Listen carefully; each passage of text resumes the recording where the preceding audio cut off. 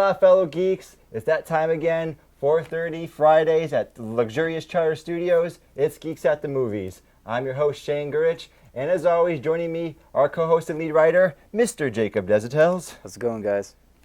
Today, we're going to start with the geek news, as we do every show. Are you excited about this, Jake? Are you ready to go? Yes, I am. Look, he's so excited. It's amazing. Item 1.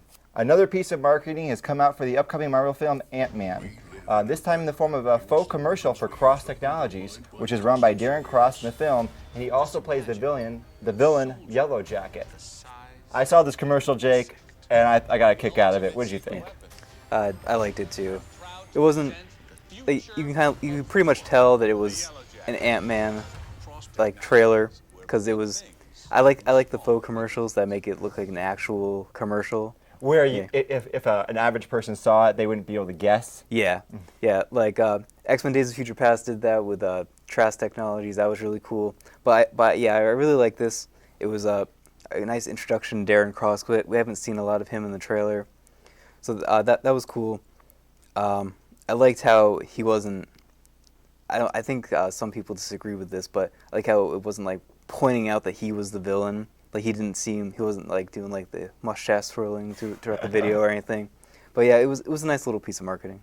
I also liked seeing Darren Cross because I'm familiar with him from House of Cards, so he's a strong actor. So I'm always excited because Marvel brings a lot of good actors into the role. Can you tell me anything about Yellow Jacket? Again, I don't know what is his character. I'm not for certain. I'm not familiar a lot with the Ant-Man stuff. But I don't think he's a villain in the Marvel Universe. I think he was at one point, then he became like a hero or something like that. But I don't think he's Darren Cross. Like I said, I don't really know a lot. But there's been changes made for the film. Yeah, and the Wasp isn't going to be in it, but the lead actress, she's the daughter of Hank Pym and Janet. I forget her last name, but Hank Pym being the original Ant-Man. Yes, and then played Janet by Michael Douglas. Yeah, and then Janet is the Wasp in the comics. Okay. So the actress is their daughter, so she'll probably become the Wasp at some point. So that'll be interesting to see. How excited are you about Ant-Man? I don't know anything about Ant-Man, but Marvel has proven time and time again they make films I like. What do you think? I'm really excited too. I was talking to this guy who doesn't know anything about comics, and I was talking to him about Ant-Man, and he's like, yeah, I'm really excited. So Marvel has been doing a really good job with not only the marketing, but making people excited for this character no one's ever heard about. They're excited because it's a Marvel movie. Random people, they know, after they saw the Avengers and all the characters together, they're like, oh, this is a neat thing. I want to keep watching it. Yeah. Do you think that the Ant-Man will, once people actually see it, how optimistic are you about how well it's going to be done? Based on the trailers, based on what you've heard about the marketing? I think it's going to be both a box office success and it's going to be well received by the critics. Ooh, bold predictions. Yeah, the people that have seen like the critics that have seen it, they said that it's more like a heist film. Wait, but pause, but rewind. Critics that have seen it? Yeah, it's already had its world premiere. Like it's already had its premiere, so the critics have been able to see it. They've had like special, or I don't know if it's had. Yeah, it has had its world premiere, and then they've had like special screenings for it, so critics can see it. And then that's a good sign when they're actually willing to show critics to it before it's worldwide release. Yeah, and they don't tell people not to post anything because people they've been able to post things about the movie so far. They can't like say what happens in it, obviously, right. but they can give their general impressions of the movie. And the impressions so far they've been pretty positive. Like they've been saying it's the weirdest Marvel movie so far. like it's not like any of the other Marvel movies, but it's still a good movie.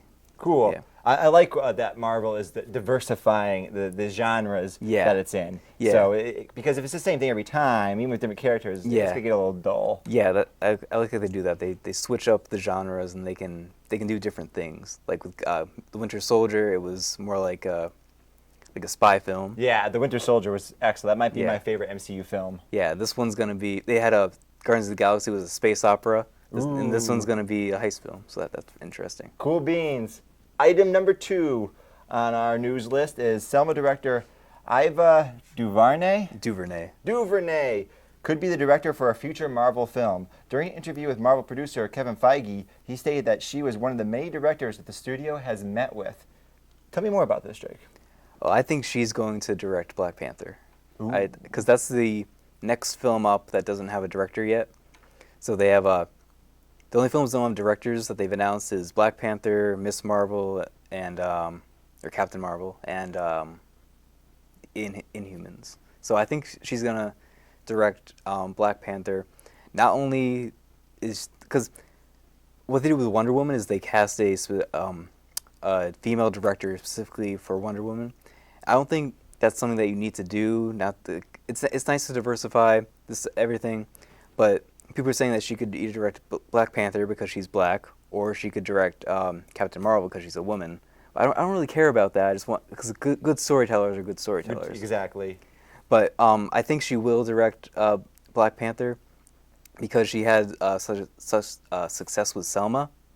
I haven't seen that movie, but have you seen Selma? No, I've only seen the first 10 minutes. Okay. We're going to watch the movie, folks, because Yeah. we need to watch the movie. It was critically acclaimed. Yeah. I like that high caliber drama, that kind of movie. Yeah, and so she had a lot of success with that. I think they'll get her to direct Black Panther. It hasn't been confirmed that she's a director for any of these movies. It's just said that she's a director that they've met with, but she's such a talent that I think that they will get her to direct a movie. So, speaking of diversifying the cast, diversifying the people that are on the team, what are your opinions of when, say, they change a race of a character, they change a gender of the character? What do you think about that? What are your overall thoughts? This is a very contentious issue online. I don't care unless it changes who the character is. So if they change the race of Black Panther, that would change who the character is. But like in the first Daredevil movie, they changed the race of the Kingpin. He was black in that movie. That didn't matter. No, and the guy that played him, Duncan Jones. I forget his name. It's we'll put his name on the screen. Yeah. But that guy, he looks like he was like huge. the Kingpin. He's a huge dude. Yeah. Mike, I can't think of his name. Yeah. He died sadly. Yeah. But he was a good actor. And some people complain about that. I'm like, no, look at the guy. He's just like the Kingpin in the comics, where he's super wide, big dude. Yeah, and they changed the race for the Human Torch in the upcoming Fantastic Four movie. That doesn't matter. It never played a role. Yeah. Like sometimes it matters because it plays a role. Like it would be bizarre to have, say, Captain America as a black guy because it wouldn't make sense from the time period he came from. Yeah. So you couldn't really do that because it wouldn't make sense. But if the race is not an integral part of the character, then have at it, have fun. But I also, me personally, don't think they should diversify for diversity's sake. Yeah. Like you said, it's about storytelling. Wonder Woman, they wanted to get the woman to direct. That's fine, but if there's another person that could direct that movie and do well and understand the character, then just go for them. Yeah. Is there anything else you wanted to say about the MCU in general before we move on to another topic? Just that I'm really excited about Black Panther. Tell me about Black Panther. I don't know. What's Black Panther? He's from the fictional nation of Wakanda, which was introduced in Age of Ultron. Okay. That's where they went to get the vibranium. It was like South Africa kind of country, right? And that's where all the vibranium is now located. That's where the rest of it is. Which is Captain America's shield is made of. Yeah, and like he has like his claws are made of vibranium and stuff like that in the comics. So and he's the prince of Wakanda. I think he might be even the king because his father died or something like that. So, but he's even richer than Tony Stark. So he can play a really big role in the Marvel Universe, and they've already kind of confirmed that he's going to play the role that Spider-Man played in the Civil War comic. So because they brought him on stage when they announced all the big Phase 3 films, and Robert Downey Jr. was pulling him on one side, and then and Captain America was pulling him on the other side. So I think that pretty much confirms that he's going to be that role. So, but he's a really interesting character. I'm excited to see him on. What are his powers? What does he do? He doesn't have any powers really. As far as I know, he doesn't have any powers. But he's just a skilled fighter and acrobat. And a king or leader of some sort. Yeah. Yeah. So Joe I just pointed out that he has a full suit of vibranium. Ooh, actually, and we know how good Captain America's shield is. A whole suit. Yeah, and Neato. they released some. Thank you for wearing armor. Yeah, Unpowered people. Yeah, I hate it when the unpowered people don't wear armor. Yeah, I think they're definitely gonna have him wear armor to make that make sense. But Right. they released some concept art where it shows like the suit that he's possibly going to wear, and it looks pretty much tribal. But I think there's probably gonna be like vibranium on the inside. Yep. So yeah. Okay, cool beans. Next on our list, we are going to talk about the first set photos and official title for the upcoming Independence Day sequel. It has been released. The film will be titled Independence Day Resurgence, and the set photos show a spacecraft named Moonwalker. I saw Independence Day in the theaters many years ago. I don't know when it was released. Do you remember when the original Independence Day was released? What year? It was in the 90s. I think it might have been 99. I'm not positive though. Okay, I was still a teenager, and I liked it back then. I thought, look at the cool action scenes. The president saying, I'm going to take control of this plane. I bought it. Now I've seen clips of it recently, and it is a total cheese fest. It makes no sense. Nothing. Oh, wow. Has Will Smith given his classic lines? It's Will Smith playing Will Smith. Did you see Independence Day? Yes, I have. Tell me what you think about Independence Day. Independence Day is great. I know it's totally cheesy now, but it's great in its cheesy glory. Like it's a great film. I just like how. Actually, you're right. When I saw those clips again, I thought they were cheesy, but they did put a smile on my face. Yeah. Even when I'm thinking about it right now, because it's just so over the top. Yeah, Jeff Goldblum's great in it, everything, but this is a stupid title. I hate this title. Resurgence. It just doesn't go well with it. I don't know but I'm actually excited for this movie, but not the title. Not the title. It could have just stuck with Independence Day 2 and it would have been fine. It's been 15 years, yeah, and the aliens are back. Independence Day Resurgence. Yeah, I can imagine it now. I just don't like that title, but I do like the set photos, like the picture of the spacecraft. I wonder why it's called Moonwalker. Are they going to put it on the moon, I guess? I'm guessing. Maybe it walks backwards like Michael Jackson. I don't know. They can make it extra cheesy and have the song. That'd be really awesome. Yeah. But the premise of this film is what was interesting, because the premise is that we've now taken all the alien technology that's left behind and we've weaponized it. So to prepare for when the aliens come back. So I think that's going to be really interesting. And have you seen the poster? I have not. We'll put the poster up here too. It's so you know how the original poster is the White House with the spacecraft? This is now the whole Earth with a spacecraft the size of the Earth over it. So I wonder if that's like actually going to be how it is, or it's just basically they're raising the stakes. Right. So I don't think it's going to be as cheesy, but I think it will be a fun popcorn flick. But I'm excited for the movie. Do they have any of the old cast coming back? Do you know? Jeff Goldblum and the other guy that's not Will Smith. The president? That him? I think so. I'm not sure. All I remember is Jeff Goldblum and Will Smith, because at the time they were at their peak. Yeah. It was not long after Jurassic Park, and Will Smith was in like everything at that point. Yeah, they have Jeff Goldblum coming back, but Will Smith isn't. Apparently, when they were writing this movie, they wrote a version without Will Smith and a version with Will Smith, just in case he signed on, but he didn't end up signing on. So, that they went that route. Does that give you a sad, Jacob, that the Will Smith is not there? A little bit, but apparently, the character's son is going to be in the movie, and he's played by a guy that's not really an actor. So that'll be interesting to see how that works. But I'm so excited for the movie. Cool beans. Item number 4 on our list.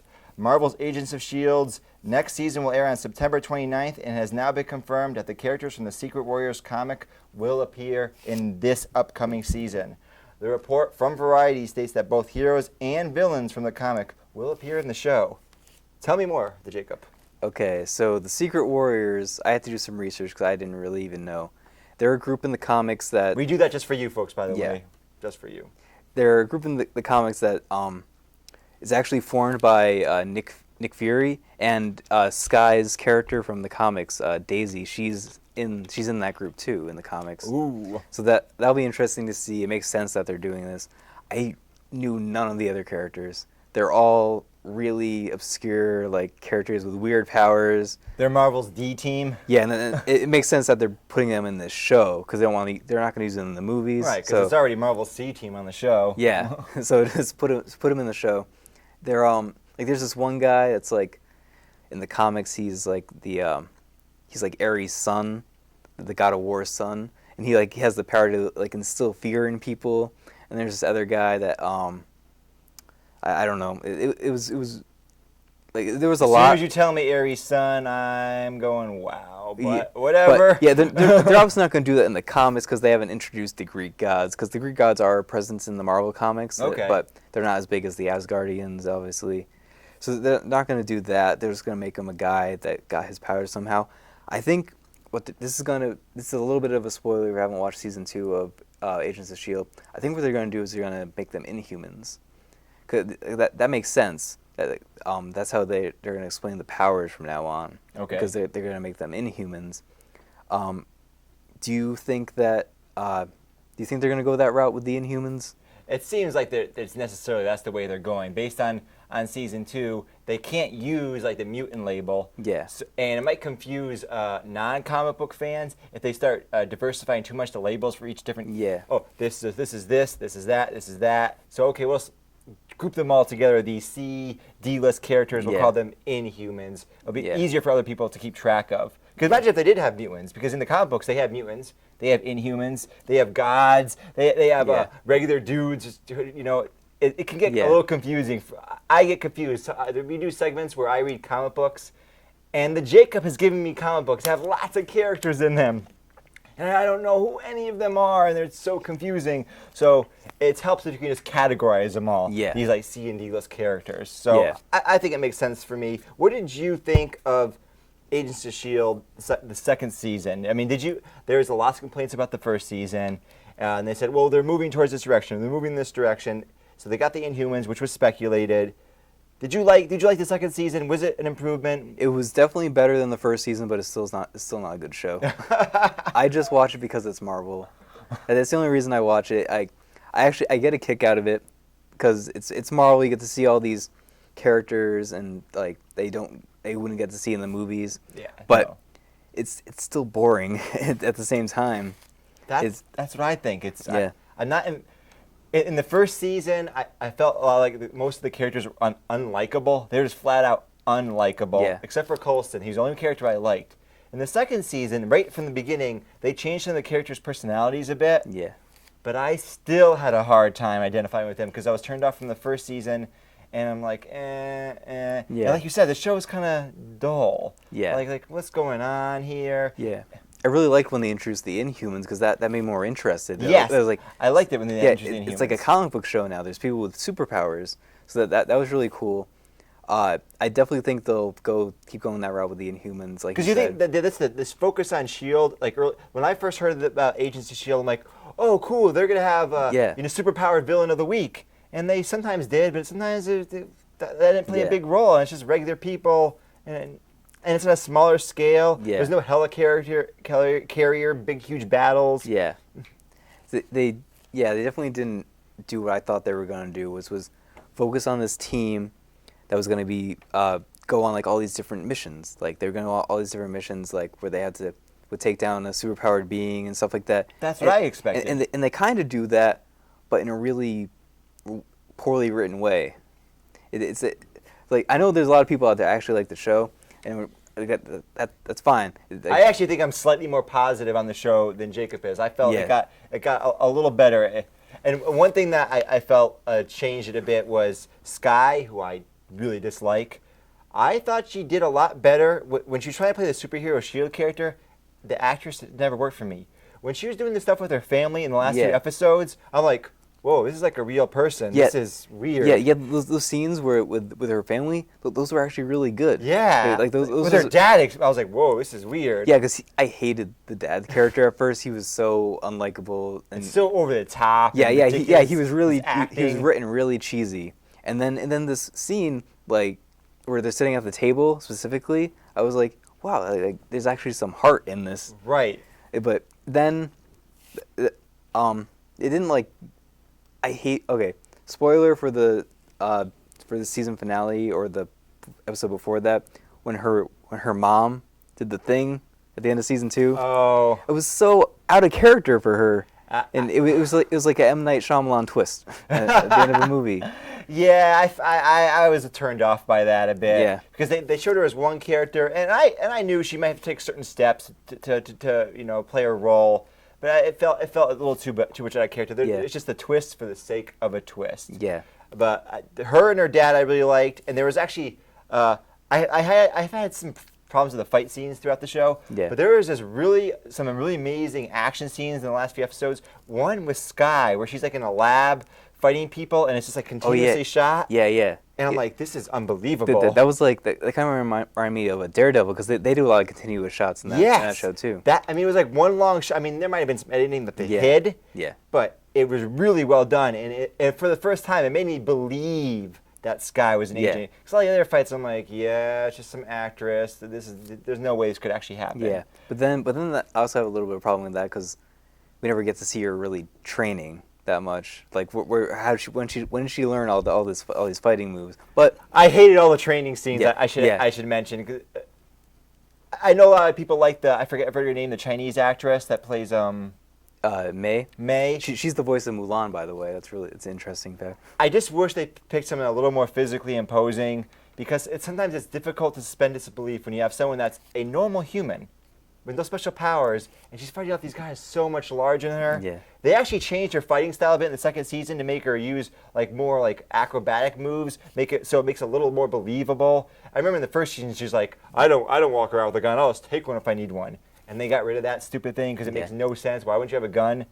So they made it more believable. But anyways, we've gone on and on about this. We can hate on Agents of S.H.I.E.L.D. another time. Yeah, I'm just excited. I'm excited to see what they're going to do with the Secret Wars and learn more about them. Yes, and I hope they can include more from the actual MCU. I like the little cameos of like the Thor's friend there. I forget her name. Sif. Yeah. Sif. I like see a little bit more of that. Yeah. And give me more Coulson and less everyone else, pretty much. Yeah.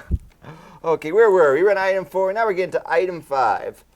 Musician and Transformers actor Tyrese Gibson has stirred up rumors online by posting a picture on his Instagram page of himself and who appears to be Chris Pine as not one, but two different incarnations of the Green Lantern character. Explain this to me. Okay, so Tyrese Gibson, I think he's a rapper. He's been in the Fast and Furious movies and the Transformers movies. He's been doing this for a while now. He really wants to play Green Lantern.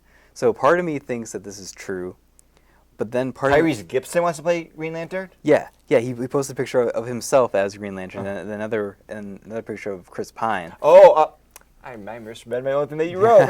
Okay. So yeah, he wants to.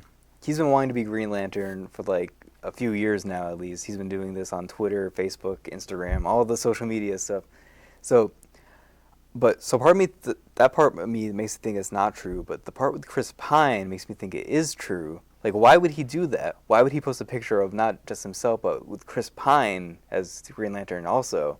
It's really interesting. Could there be more? Because the Green Lantern is a core. I mean, there's been a group of them, right? Yeah, there's been rumors going around that the Green Lantern movie is actually going to be Green Lantern Corps movie. Ooh.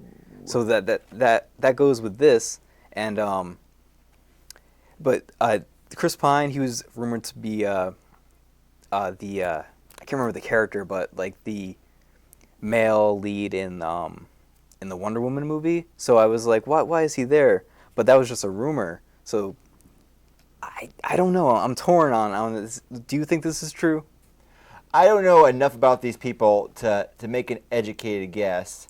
But I actually, because I watched the Justice League, there was this cartoon I watched for a little bit. Yeah. And it didn't have the Hal Jordan Green Lantern. It had the what's his name? John Stewart. The John Stewart Green Lantern, which obviously that's what Tyrese Gibson would play. Yeah. The Black Green Lantern.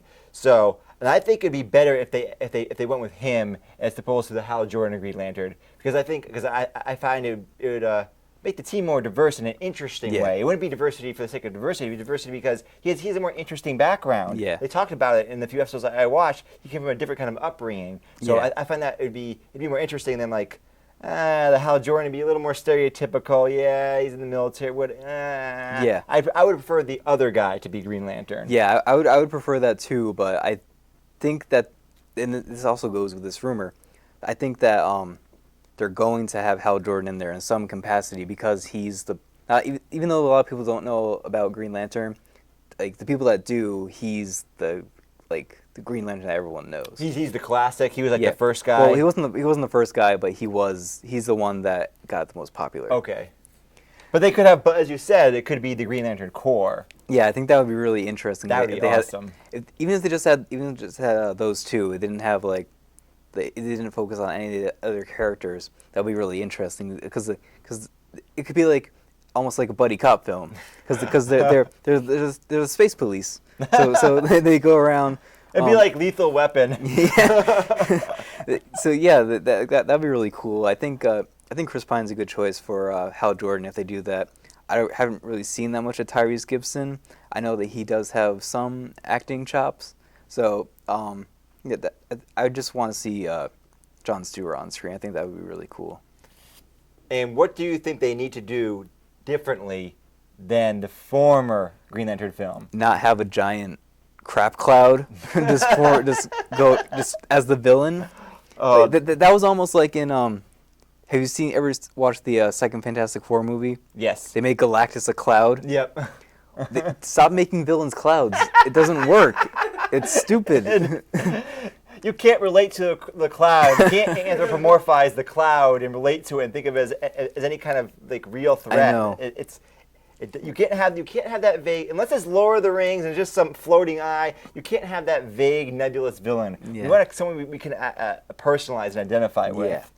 So yeah, don't do that, and don't. And it also makes it weird when you're fighting. Like when they're fighting the cloud, it's like, wait, you're what? just like shooting at it. Like it doesn't make any sense. It's a cloud. It's not gonna hurt it.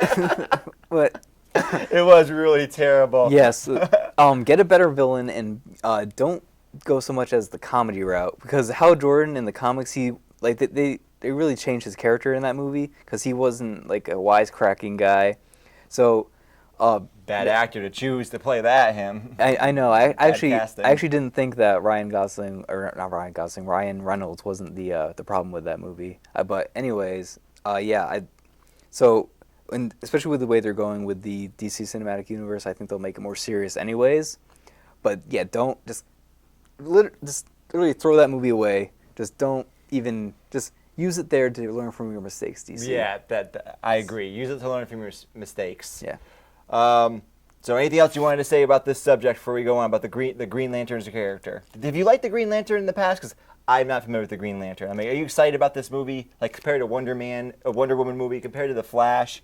What's your level of excitement for Green Lantern as a character on screen? Well, this is one of the movies that's the most way off. It's coming out in 2020 with 2020? Yeah, with Cyborg.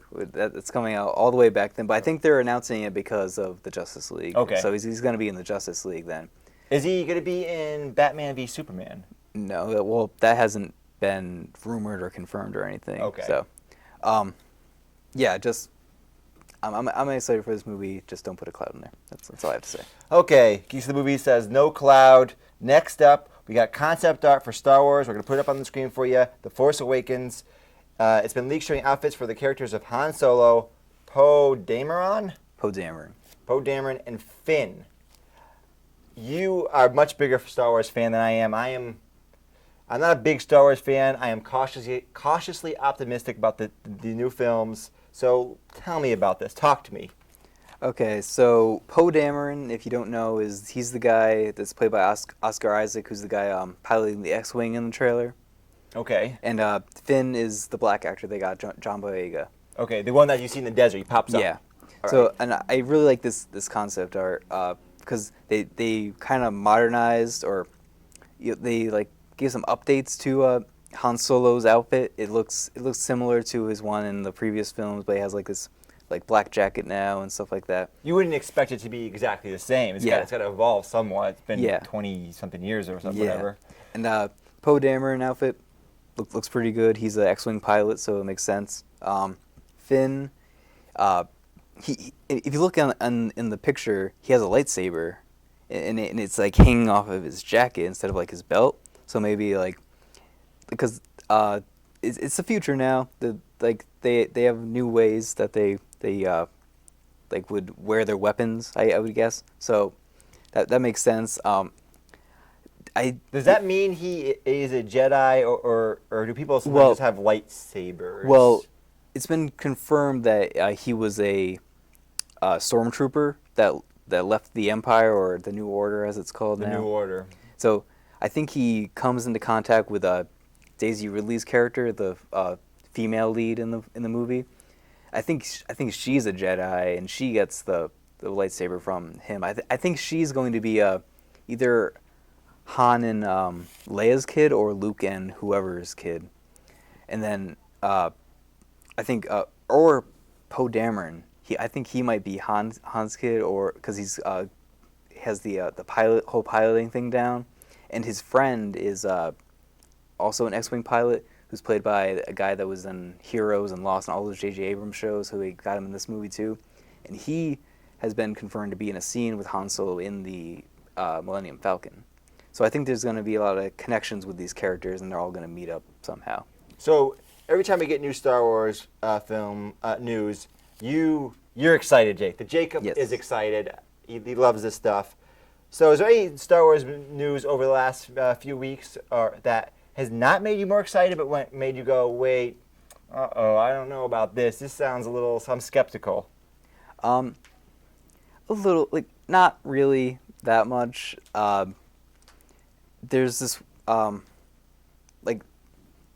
J.J. Abrams likes to reuse actors a lot. He likes to work with them a lot. So he has a lot of directors do that. Martin Scorsese is well known for using the same actors over and over again. So, like, he's bringing in all these actors that he's worked with before. I'm fine with that as long as he just plays small roles. Because this guy he's been in Heroes and Lost and stuff. I don't really want him to have a big role because he's not going to be like the main character. You know, he's going to be just another X-wing pilot that happens to know Han Solo.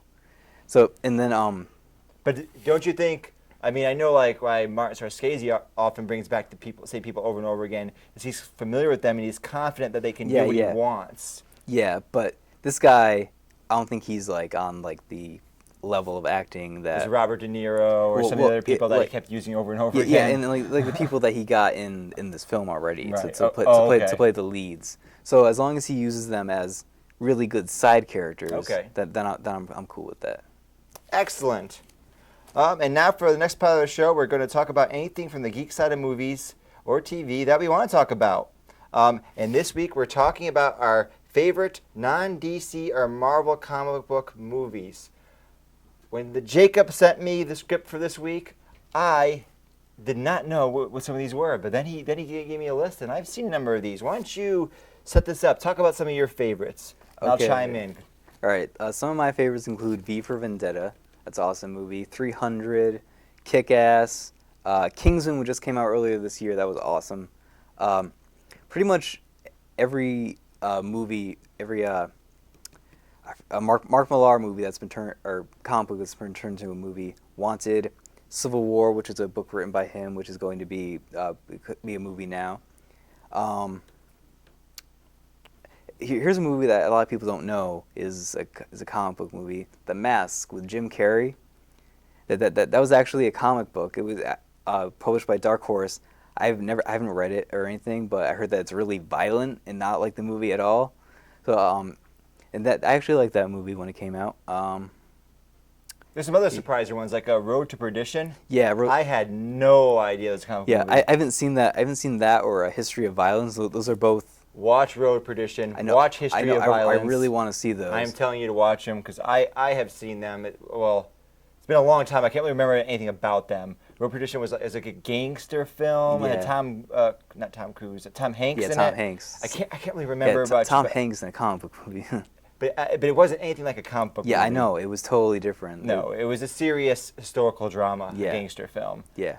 Let's talk about 300 for a bit because I loved 300. I saw it in the theaters when it came out.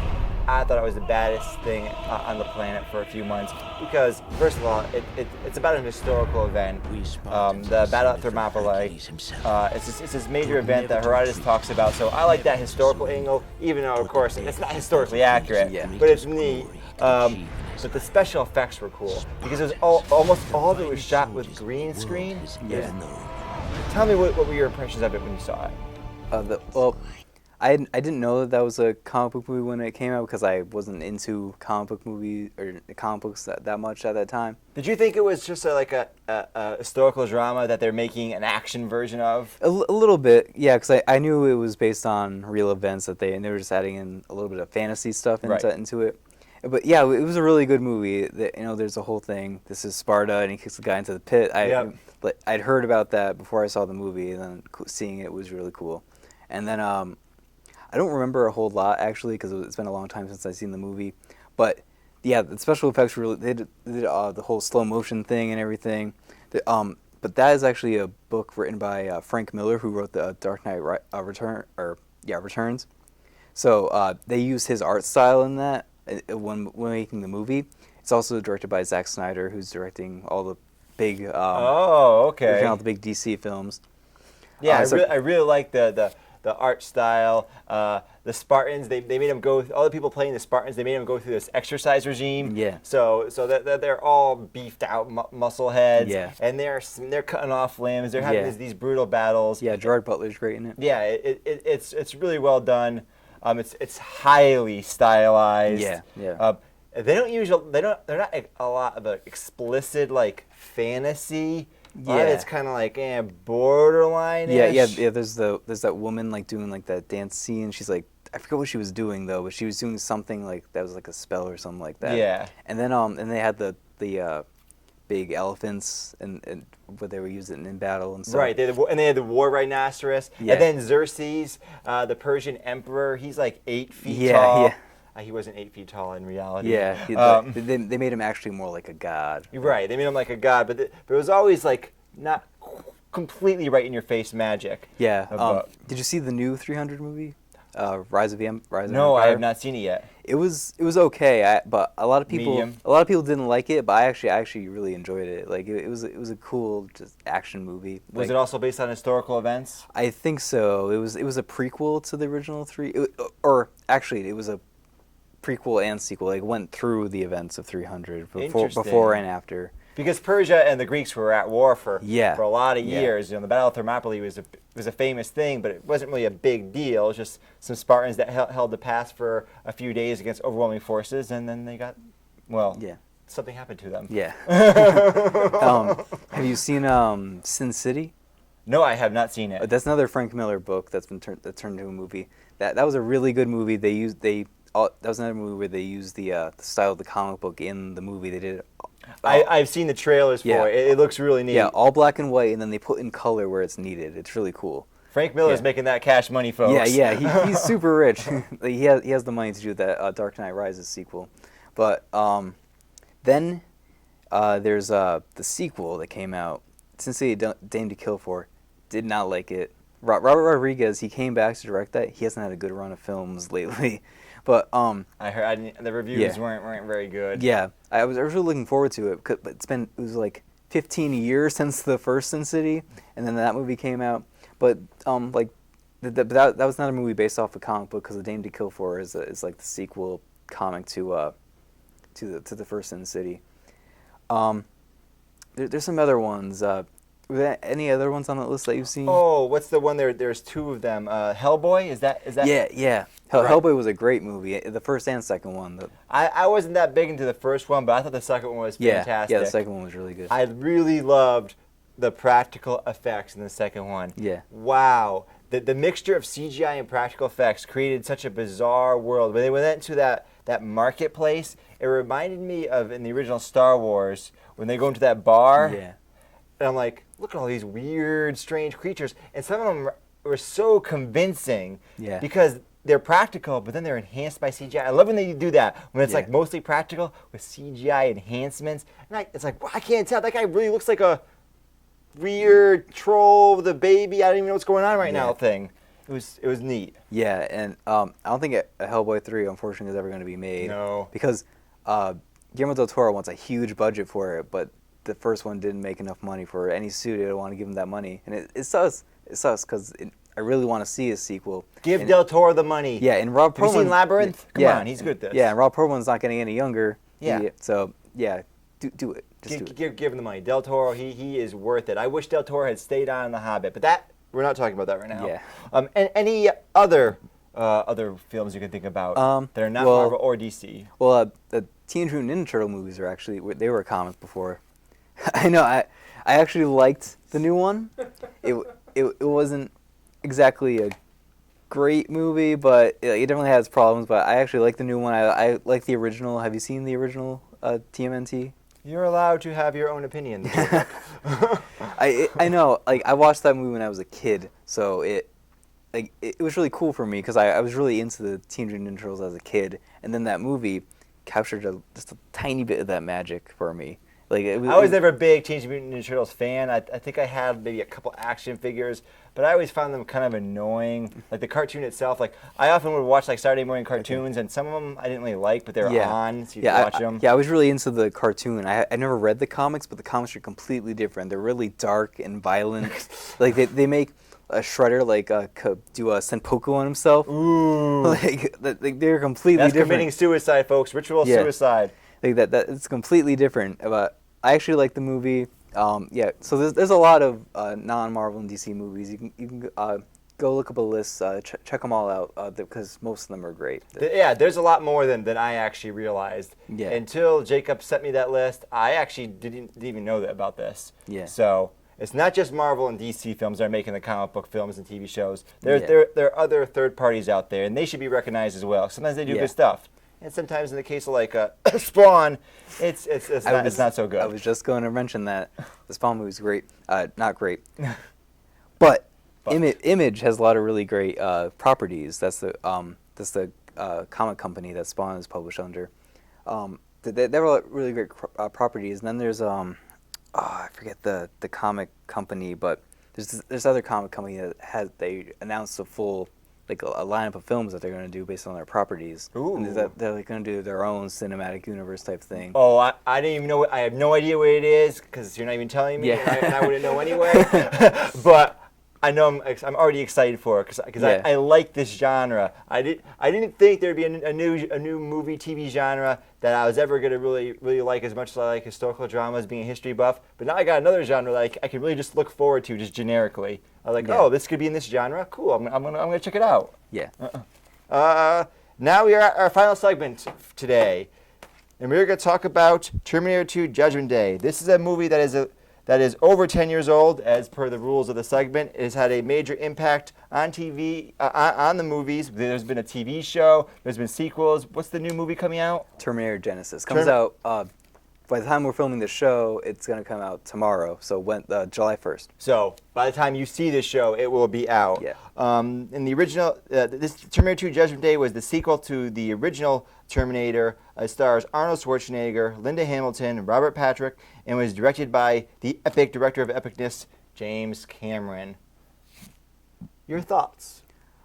This is a great movie. I actually saw this one before I saw the first Terminator movie because when I was I think I did too. Yeah, when I was 13 and stuff, I didn't care about what order I watched movies in. I wasn't really that into them, but now I am. So I went back, watched the first one. First one's great. Second one is fantastic. Yes. It's a masterpiece. James Cameron is at his best in this movie with his directing skills. Arnold, he was at his peak in this The role movie. is perfect for him. Yeah, because he doesn't have to use any real acting chops. He can just stand there, be menacing, and say good one-liners. Right, which he had already proven in Conan the Barbarian that he's capable of doing, and he already had shown in the original Terminator that this character he can play well, this menacing person. But now they did this role reversal. Yeah. What do you think about Robert Patrick's character, the T-1000? T-1000. I messed it up in our very first episode, but it's T-1000. Yeah, Fixed it. That Terminator was great. Like that he was an awesome villain for that movie. He was going after with the he went that scene where he morphs his hands into the blades. Yeah. I knew that the Terminator 2, we had talked about this previously, had been a pioneer in CGI effects. But there's a lot less CGI than I actually thought. I saw behind the scenes on Terminator 2, and a lot of those effects with the T-1000 are practical effects. It is really interesting. You should watch it behind the scenes because it's very, very interesting. So some of the effects where he's all like blown apart, it's actually a dude in a suit. So it's like an early use of practical effects enhanced by CGI. Okay. So I suggest, like, first watch Terminator 2. No, first watch The Terminator. Yeah. Then watch Terminator 2. Then watch the behind the scenes on it. Yeah. What did you think of the interplay between John Connor and the Terminator? Because they set it up with like kind of a father-son relationship. Yeah. I really like that because he was. I like the scenes where he was kind of teaching him like how to be human. But there's that one scene where we're in the car and he teaches him like the "Hasta la vista" line. I rewatched that. I realized I don't think kids in the '90s actually spoke like that. You're a kid. You were the kid in the '90s. Did you actually speak like that? He was a little bit before me, maybe Okay. maybe like 4 or 5 years prior to my age. So it's where I live. No, we're shooting out of Eastern Connecticut. That's a Californian kid. Okay. So maybe there's a difference here. Maybe Yeah. But yeah, like I don't think kids actually said "Hasta la vista, baby." Like, but anyways, his friend in the early part of the movie was from the TV show I watched, Eat My Shorts. Yeah. You actually know this? No, I don't. I know that kid. I know the kid you're talking about. But he had the mullet. Yeah. That, he had the mullet in the mullet. Nickelodeon TV show Eat My Shorts that I usually watched as a kid. So I got a kick out of that, and he played basically the same character, same mullet dude. Yeah, and they did have that in the early '90s. Yeah, I didn't. I like the whole style of this movie. Basically, they had the Guns N' Roses like kind of soundtrack. Yep. And Terminator Salvation, not a great movie, but they brought that back in the movie. There's a scene where he plays the same song, so that was a cool callback. But and I really like the scene where Arnold and Robert Patrick fight for the first time in the hallway. And he has the box of like roses, and right. he takes out the shotgun. That was really cool. Didn't you get it? I personally I felt like I was on the edge of my seat during the movie because there's so many close calls, and this is a very fine balance to do in a movie. Because I often watch chase movies where it's like, oh, look, he's going to get him. Oh, and they did something where he didn't get him. And it seems like it's obvious. Yeah. They almost cheapen it because it's like, oh, he tripped or he did something stupid. Or he didn't really try as hard as he could.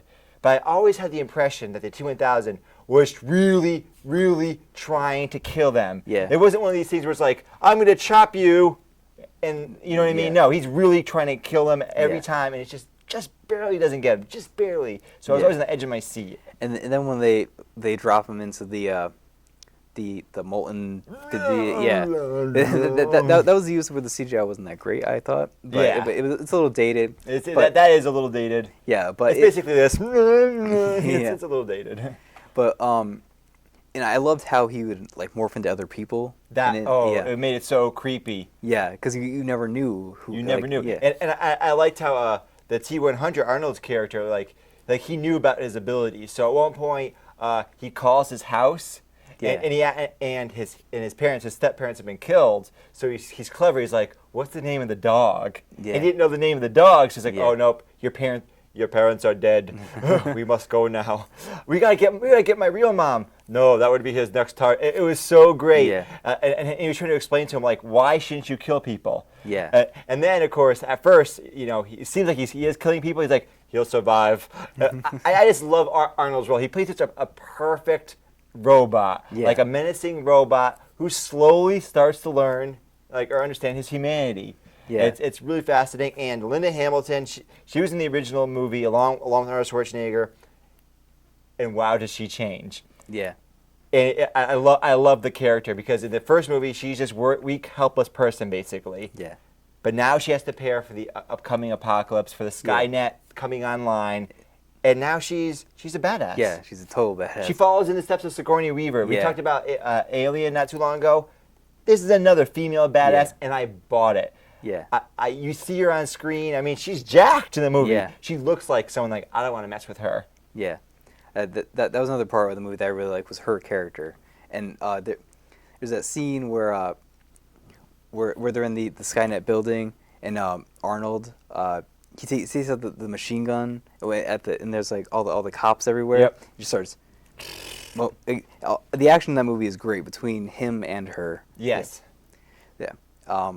It's a really great dynamic because sometimes they argue over, well, which is the best way to protect us? Yeah. And she really is just as integral to protecting her own son. I mean, she really plays that that lioness, like, I will protect my son, I'll do anything, just as well as he plays it. So it's a really good dynamic. I can't say enough about this film because when I first saw it originally, I think I saw it on TV or something. It was on TV or whatever. Yeah. And I'm like, this is just so action-packed. Is there anything else before we go today you wanted to say about T2 Judgment Day? Just go see this movie. It's great. I heard that for the new movie, if you haven't seen any of their Terminator movies, you're not going to know what the hell is going on, which is something that I think would be a criticism about the movie. But I haven't seen it yet. So if you're excited for that movie and you haven't seen these ones, you should go see it because this is the best of the series. It's I don't think it's going to be topped anytime soon. Probably not. Yeah. Maybe they can get James Cameron to come back, but yeah. that's not happening. He's busy with Avatar. Avatar 2, 3, and 4. Wow. Yeah. Well, folks, I'm sorry to say, but we've reached that time again. It's the end of the show. We hope you had a good time watching Geeks at the Movies. You can check out our content in a number of other places. So you can go to Facebook, Geeks at the Movies. You can go to YouTube, Geeks at the Movies. We also have additional content on our YouTube channel. Well, we record things we call shorts, where they're little segments about a variety of topics: video games, TV, comic books, all kinds of things. And sometimes you can even see the Joe-I in action. You can see the Jacob by himself. You can see me by it's crazy. We do all kinds of crazy things. And we want to hear from you. Please like, subscribe, and share. We're begging you. You don't know how much it means to us when you do that. Comment. You want to ask us a question? Ask us a question. We'll talk about it. You have a segment you're interested in? Hey, we might do this segment. Is there anything else you wanted to add before we go today, the Jacob?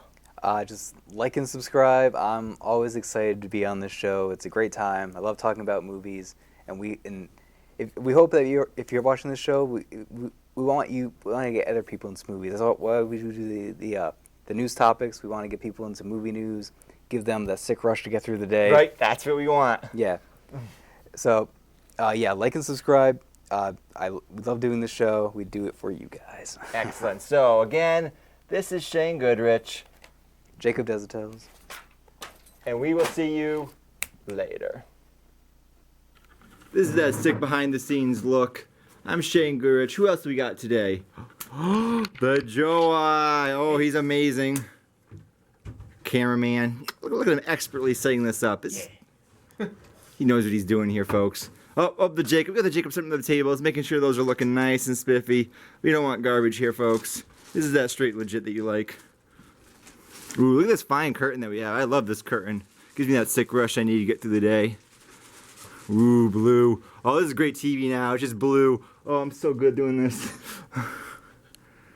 Our fine new tablecloth. It's gotten a little beat up, but hey, we're just developing right now. We'll get better in the future. Ooh.